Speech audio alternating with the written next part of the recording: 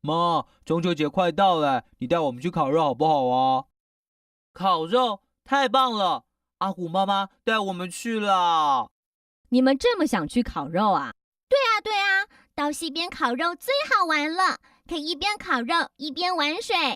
话是没错，不过到溪边玩水要注意的事情可有很多呢。又来了，又有一大堆规定。阿虎，你不可以不耐烦哦。你妈妈也是为了我们的生命安全着想，希望我们可以快快乐乐的出门，平平安安的回家。还是萝莉比较懂事哦。可是，只是在溪边烤肉，会有什么危险吗？当然有啊。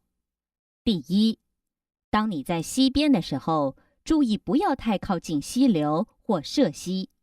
为什么？去溪边不就是要玩水吗？因为溪边的土质容易松软，一不小心可能会滑落溪中。还有溪底的状况不明，可能会有暗流或是废弃物，一不小心就会跌落溪中或受伤的。溪水这么危险啊，那我们可不能小看它。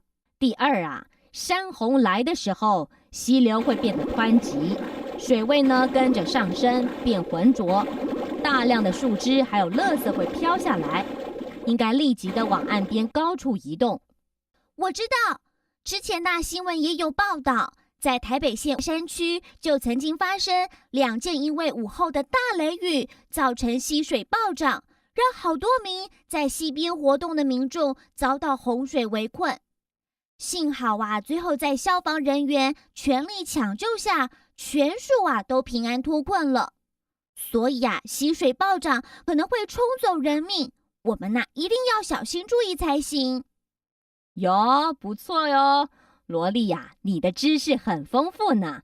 第三，岩石湿滑，间距大，容易被水冲走或卡住石缝，溪底的状况不明，容易滑倒。因此我们不要随意的涉水，像是石头上可能长了苔藓，如果不注意，很有可能摔跤造成溺水的。